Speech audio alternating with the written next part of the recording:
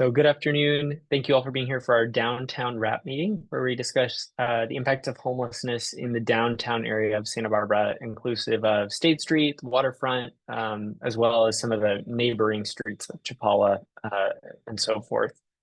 I'm Landon. I'm the Associate Director here at SB Act, joined by my colleagues Eric and Kai. And we're also partnering with the city of Santa Barbara to put this on. So we have with us the Mayor Rouse, as well as Barbara Anderson from the City Administrator's Office. We will start as usual with just a couple of general announcements that let me pull these up on my screen. First of all, is that today is actually World Homeless Day. And so a few of our different homelessness agencies have partnered together to do a few different things. But this evening, there's a webinar at 5:30 p.m. In which a couple of different people who have experienced homelessness in South Santa Barbara County will be just sharing about their experiences. So it's purely just hearing some of their stories and learning about what their experience was like. So I encourage you to check that out. I'll put the link in the chat window shortly. And then this is the wrong wrap meeting, I realize here. So let me pull up our downtown wrap meeting. Give me one second. Here we are. So our next downtown wrap meeting will be November 14th at 3 p.m. And then I did want to mention, because some of you also attend the East Side wrap meeting, just a reminder, we are not meeting next Friday at our usual time. Instead, we're going to be meeting the following Monday at 5:30 p.m. And I'll be sending out a flyer for that in the next day or so. But as far as concerns the downtown wrap, we're going to keep with our regular second Wednesday schedule. So we typically start these meetings with just a brief update from the Faro Center, the Daytime Navigation Center over on Chapala Street. That's a partnership of SBAC and the City of Santa Barbara. And so I'll turn it to Eric, and then we'll open it up for questions from the community. Yeah, thank you. So I guess the big update since last month is we're a lot busier. We're averaging over 50 people a day now at the center. We have a number of new partner organizations too that are providing services. We have the Sanctuary Center that's providing medical care. We have the Salvation Army that's helping people with housing. Yeah, and we have the People's Justice Project, which is helping clients with legal issues. So we're pretty busy each day, and I think we keep growing the center, and everything seems very positive right now. But I'm happy to take any questions. Eric, will you talk to just a little bit about some of the proactive measures we've been taking just to make sure there's no impacts to the neighborhood as the center grows? Yeah, so we do a block walk, or we walk. An employee will walk around the block before we open and right after we close. Every 15 minutes, we have an employee go out to Chapala and do a quick look down to make sure no one's loitering. The police are patrolling the area as well at night. Yeah, there's a number of initiatives that are going on to make sure we're good neighbors. I just really appreciate too that the response is as regular as it is. I mean, there's an individual with a cart walking this morning in, and an ambassador had come out just a few minutes after that. We had two folks kind of just like in a parking space, and then more, as we were walking out of a meeting, and Liz spoke to them to say like, hey, please head inside. We want you to be comfortable. So I just, again, no one can be 100% perfect. I just really appreciate the timeliness and the regularity of engagement and making sure that that front area is not occupied. So thank you to the team, and just really appreciate your approach, and again, just all eyes all the time, and engagement with the direct neighbors, which has been really appreciated. Thank you. Other Eric, questions? Go ahead. I'm curious if you're recording. I guess it's a little tricky in this situation, but where people are from, or if they're from the area or if they're coming into town. It's more of a question that I anticipate needing to answer more than I'm necessarily worried about, but I'm curious if you are tracking that. Yeah, so we've started entering people into the HMIS, which is the official homelessness system. And one of the questions does get at where people are from. So we should have, I think, fairly good data on that eventually. It's a work in progress, though. I would just say anecdotally, most people are from the Santa Barbara area. Thank you. And we're still dealing with numbers. There's an update from Eric this morning that is about 60% in the system and 40% outside of the system. So, the team is working hard to shift that trajectory, but we are, at least being open to folks entering the center, partaking in services and getting them on that case management pathway.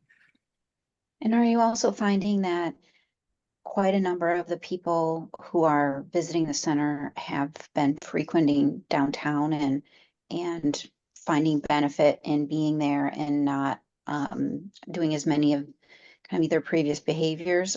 Can you speak to that a little bit? If you know. I think we do get a lot of people that are kind of downtown occupiers. There's, a number of folks that stay at the rescue mission, a number of folks that stay at the Salvation Army, and then a number of folks that just sort of stay around downtown. I do think we have people that do hang out here, and I think that would otherwise be hanging out, on State Street or elsewhere outside. So I do think we're mitigating that a little bit. Thank you. And I will say, Robin, this is allowed us to hyper focus on the individuals that are the most visible and the most impactful that have not been receptive to going to the Faro Center. And we're still dealing with, these folks also being high utilizers of emergency services. And so I think I mentioned this on a meeting that we had together yesterday, as we go into Care Court program, which is starting to be implemented on December 1st, and then the 5150 threshold shifting and implementation beginning next summer, that we're really trying to work those individuals through those systems to make the proper referrals depending on their diagnoses. So yeah, we're still dealing with folks that are really tough downtown. We might be able to have maybe our CityNet team later in the call speak to their experience of whether they've seen any of these individuals on their outreach downtown. But we've also had the downtown ambassadors come to the center for a tour, and it might be worth having them come back at some point just to see if they are noticing a lot of the same regulars that they see here. Any other questions or feedback for Eric? All right. Thank you, Eric. We appreciate you sharing. No problem. We will be having a neighborhood walk. Our next one will be in the vicinity around the Faro Center so that we can sort of get a lay of the land and hear from some of the neighbors and just talk about impacts in the neighborhood. Both of those that are related to the Faro Center and those that are just homelessness issues nearby. So we'll let you know as soon as we have a date for that. So with that, let's go ahead and open it up for community members to just share general questions, concerns from the downtown area.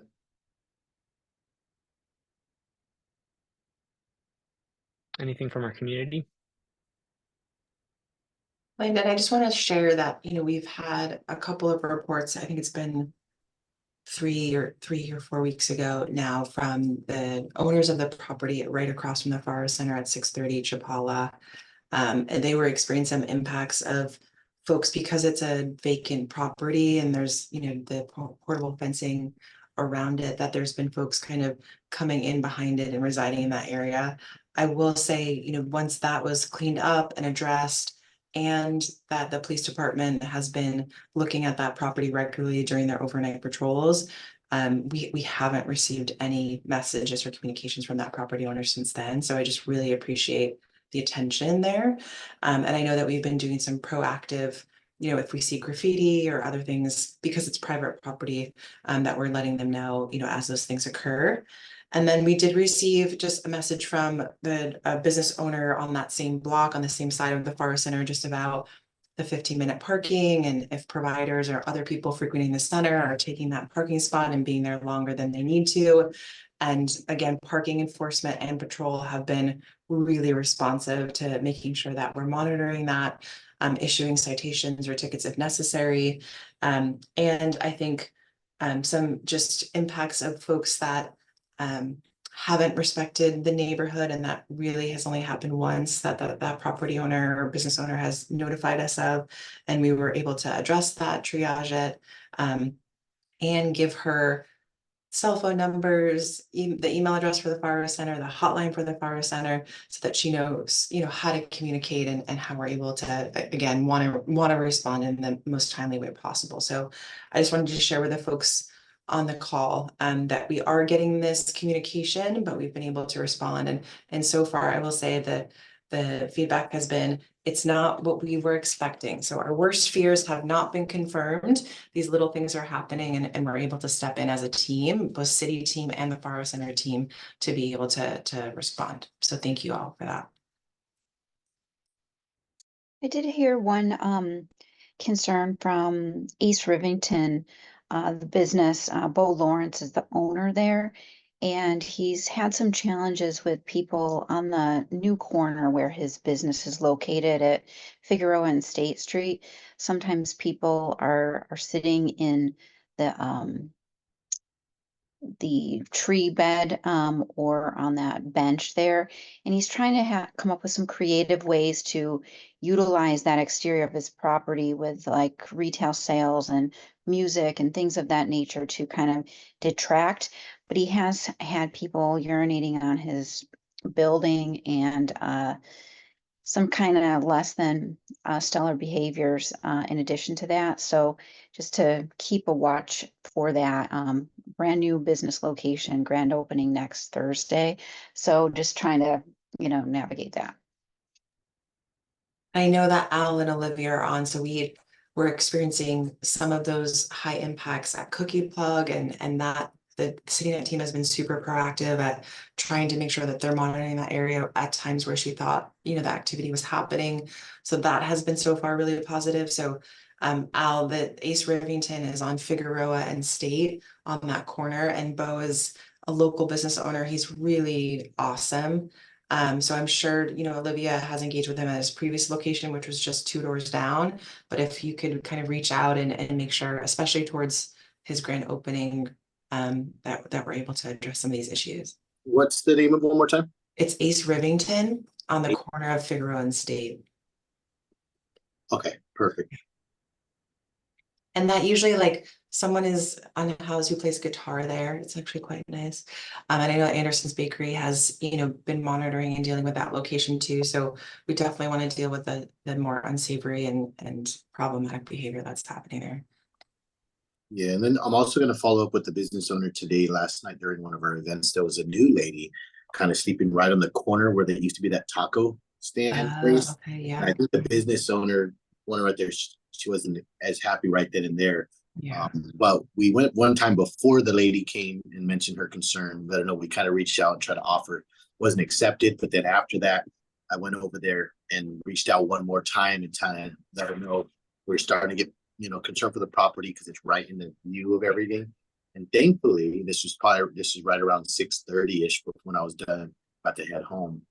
She was getting ready. She was being very kind and nice, and she was on her way to move. So I was going to follow up with that business owner today to let them know that we were able to get that to go, and just to make sure she has the right connections. Okay, thank you so much.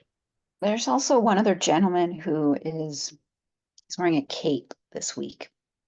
I don't know if you have encountered him, but he has been a significant distraction at some of our dance classes and at some of the businesses. I don't know if he fits into the homeless category or just a kooky character, but he's wearing a black cape and it kind of sticks up at the neck here, and he has very long gray hair. And he's just kind of a character, and I feel like he's kind of up to no good. He's kind of really just pushing the envelope in different ways and like getting in people's faces and things of that nature. So I've seen him 3 days with that cape on. I imagine he's gonna wear it until Halloween, if not longer. So just keep a lookout for the gentleman in the cape. Easy identifier. Yeah, no, and I walked by the salsa class, yeah, last night. So he's just kind of mingling around those activities, or have you seen him frequenting an area outside of that, Robin? I've seen him twice on the 600 block. 600 So block. right outside of M Special was where Yeah, he went to interesting. the class, and then I ran into him again trying to do karaoke at Night Lizard last night. Okay, because we have Well, somebody he's who has doing like a karaoke, but- blanket around their, like someone who wears a blanket around their neck and has like a dirty blonde hair with a bun. It's not him, huh? It's not him, Okay. no. It's an older gentleman, probably Okay. 60 plus, 65, and has, longer hair past his um, shoulders, and it's a all black cape with a red neck. That's all I can. Dracula style, okay. Thanks, Robin. Any Yeah. other questions or comments from the community? I can tell from the faces, people are like, haven't seen this character before, so He's we'll talk new about on it. the scene. Yeah. I haven't seen him before. You want to see several it, days ago. So he okay. started wearing this cape and goofing around and pushing the envelope last Wednesday was the first time I saw him. Right, we'll catch up to him. Yeah. We'll catch up to the new Cape Crusader. Yeah. Yeah. That was right at the start of October, so Yeah, it may right. well be a Halloween thing. Yeah, maybe. All right, so let's go ahead and go to our outreach teams to hear their updates. So why don't we start with our CityNet team? Yeah, we don't have a ton going on. I'd say the complaints from businesses have been fairly low. Mostly the same people out on State Street and the beach area. There have been a few people that we've gotten outreach requests around the train station area that we've been able to connect to resources. There's been a few new people around State Street, but aside from that, it's pretty much been pretty mellow out actually, which is good. So, yeah. Since it came up earlier, can I also just ask CityNet if either of you feel like you've seen any of the State Street regulars coming over to the Faro Center? Or the downtown regulars, maybe I'll say. Yes, I would say we have definitely. I was actually talking to someone earlier today that's been pretty resistant, but I told her about the hot meals and she was really excited about that. And so she said she'll be coming by on Tuesday. There's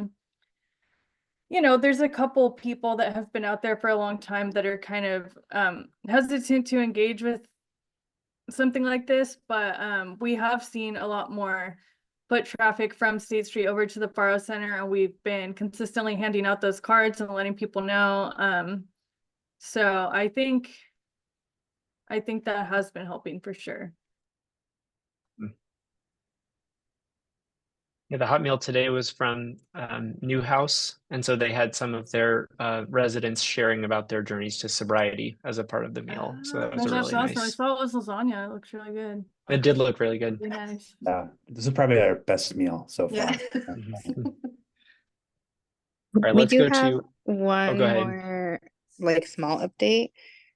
Soon we'll be taking out our van that was donated by the Women's Fund, and we'll be setting it up twice a month out on the waterfront on East Beach.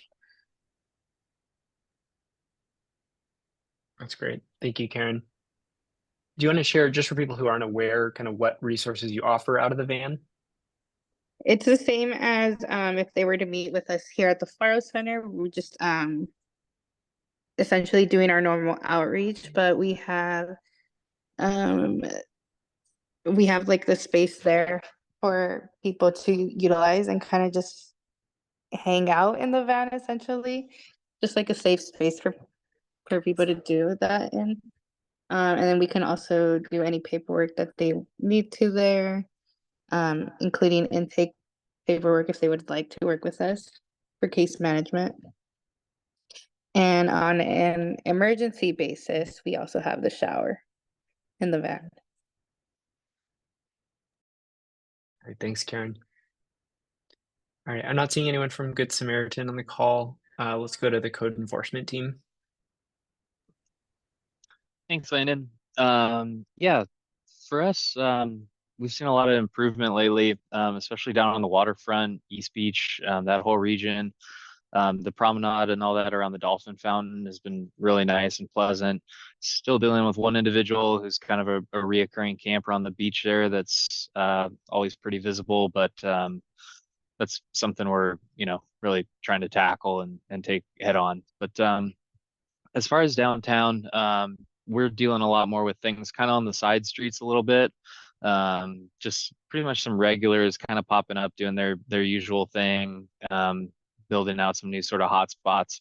But it's definitely things we're able to address and jump on pretty quickly. So nothing that's, overtaking full corners or creating anything majorly unsightly. It's a lot of stuff that we can kind of get to within a day and help those people along. So all in all, it's a good report from our end. Thanks, Andrew. And I Let's go wanted to to- share, Landon, too, just in terms of part waterfront and part Lower East Side, is that, we're getting ready to have a huge transition at Dwight Murphy Park as that whole location is cordoned off when they start renovations. And so we're anticipating that to begin at the start of January. And I know it's only October, but I just want to let folks know that we're really concentrating on the region for vehicular homelessness outreach, because we, again, have so many resources now available through the Safe Parking Program and New Beginnings to help folks. They've made a lot of traction in a short period of time. But we're really pushing to that deadline, so we're not displacing the folks that have frequented that region and live in their vehicles to other parts of the city. So I just wanted to give everyone a heads up that we're really thoughtfully trying to triage that prior to shifts happening in that area. Thank you, Barbara. Let's go to our SBPD team. I don't know if I can go if Commander Payne has anything, he can, I guess, follow up. But the not much to add. Basically what Andrew said, kind of the same thing. We see kind of our familiar faces downtown. Like he said, the waterfront actually has been looking pretty good on our end as well. Downtown, we just kind of do our normal rounds. Nothing really out of the norm has come up. We deal with things as they do come up. There was a few complaints that I had in the alleyway to the rear of City Lot 2, 900 State. There was a salon there. I spoke to that salon owner, I believe Joel. He's super nice guy. Kind of shared some things that were happening there, and then we focused some more patrols over there. It sounds like it's better, but it still needs to basically our attention just still needs to be given there. So otherwise I can't think of anything else that comes to mind that's worth updating on. Thank you. Commander Payne, did you have anything you wanted to add? Not too much. The only thing I was thinking about is obviously Farmers Market has moved down to State and Carrillo Street on Saturday mornings. And so far we haven't had any issues per se. But I mean, it may also be an opportunity for some additional outreach for a few folks that are passing through, just because it's a new venue, something new in the area. So the hard part is I do know that it's Saturday morning and it starts pretty much, it's about 7 to 3. So there is some afternoon hours. And it may be worth a walk through to see if there's any other folks. So again, we've had a few people hanging out in the area, but not necessarily causing a disturbance, but it's just a new opportunity for us to provide outreach under those circumstances and in that location. Yeah, I am sure that's causing people to move a bit. Yeah, and CityNet has been focusing on the area on Friday late evening before their shift ends, and then when their shift starts on Saturday morning, which is not until 11:30. So there has been concentration on the region to try to, I mean, because it has been historically very highly impacted by homelessness. So I did, Commander Payne reach out to Assistant Chief Arroyo just to let her know if CityNet can be utilized in other ways, you know, to for sure communicate that to us. And then I wanted to give Robin just a minute to share a quick update about the Community Benefit Improvement District as well. Great, thanks so much, Landon. Yeah, it's been a little while since I've shared an update on this, and a lot is happening in that space. So several months ago, the property owners elected to proceed with a community benefit improvement district. And since then, we have set up a new board and beginnings of the new organization. It's called the Downtown Santa Barbara Improvement Association. And several committees have been set up. One is called the Civil Sidewalks Committee.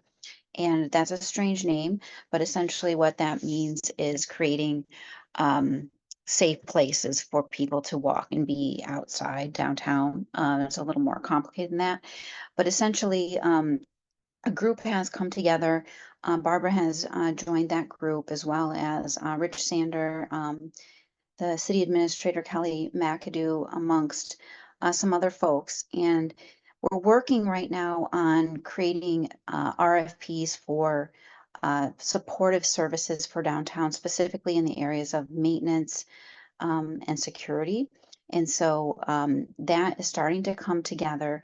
It's not quite there yet. There's more conversations that need to take place to kind of figure out how those services align well with your all work.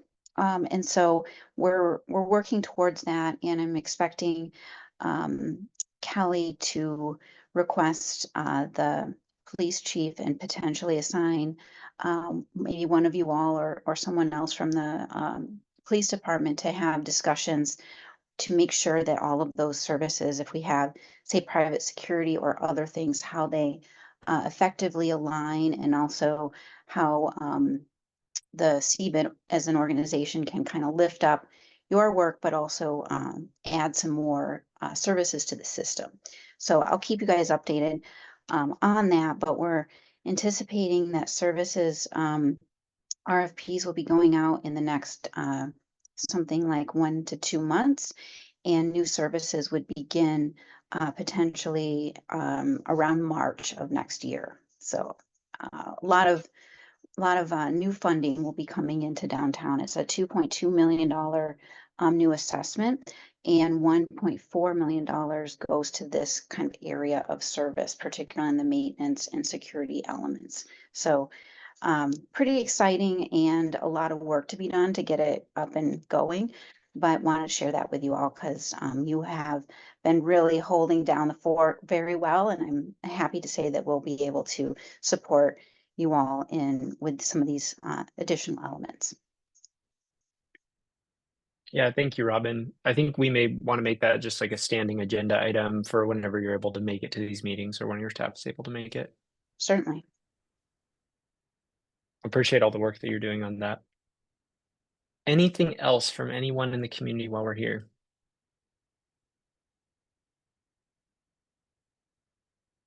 All right, seeing nothing, we'll go ahead and end the meeting for community members. Service providers, if you can stick around, we'll chat about individuals by name. Thanks, everybody. Maybe see some of you tonight at World Homeless Day. Thank you. Take care.